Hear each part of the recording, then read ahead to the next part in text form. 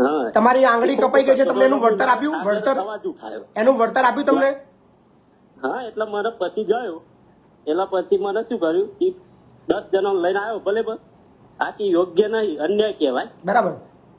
એટલે પછી પગાર તો આપી દીધો. પગાર આપ્યા પછી મને શું કે હવે નોકરી મારે રાખવાનું નહીં અપાય. બરાબર. બરોબર. એટલે પછી મને નોકરીથી તો કાઢી મૂક્યો તો. એટલે ગામના સરપંચે વાત કરી હતી કે સાહેબ નોકરી તો રાખવું પડે કે મારે નોકરી નથી રાખવી. બરાબર. બરોબર. પછી બોનસ ની વાત કરી. અત્યારે છોડો બધું, અત્યારે મને એક વસ્તુ કહો, તમારી નોકરી ચાલુ છે કે બંધ છે? બંધ છે અત્યારે તો. ના પણ શું કંપની વાળા નામ શું છે? કંપની વાળાનું નામ છે જયદીપભાઈ પટેલ. જયંતિભાઈ પટેલ. કયું ગામ? જયદીપભાઈ પટેલ. ગામ કયું? ચિસ્કારી. ચિસ્કારી. એમનો નંબર બોલો ને, જયંતિભાઈ નો નંબર. નંબર અત્યારે તો યાદ નહીં પણ તો મને આપી દઉં. બરોબર થોડી વાર રહી. નંબર અત્યારે આપો તો અત્યારે લાઈન પર લઈ લો એમને, અત્યારે લાઈવ માં લઈ લઈએ આપણે.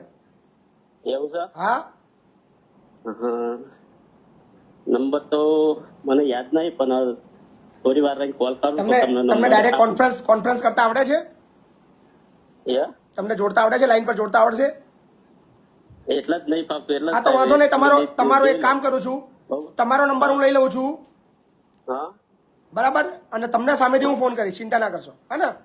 એવું સાહેબ. ઓકે. સાહેબ થયો અને અત્યારે છોડી મૂક્યો. બરોબર. મને એટલે હવે તમે અત્યારે તમે ત્યાં કંપનીએ જાઓ, એને વાત કરો કે મહિપતસિંહે મને ત્યાં પાછો મોકલ્યો છે, તમારે મને નોકરી લેવાનો જ નથી લેવાનો, નહીતર મારે તમારા વિરુદ્ધ ફરિયાદ દાખલ કરવાની છે, એવી વાત કરો. અત્યારે જ કરો. એવું છે. ત્યાં પહોંચો, ત્યાં તાત્કાલિક પહોંચો, ત્યાં પહોંચીને મને ફોન કરો. અત્યારે તો હું ઘરે છું સાહેબ એટલે પછી થોડી કાંઈ વાંધો નહીં, આવતીકાલે જાઓ. આવતીકાલે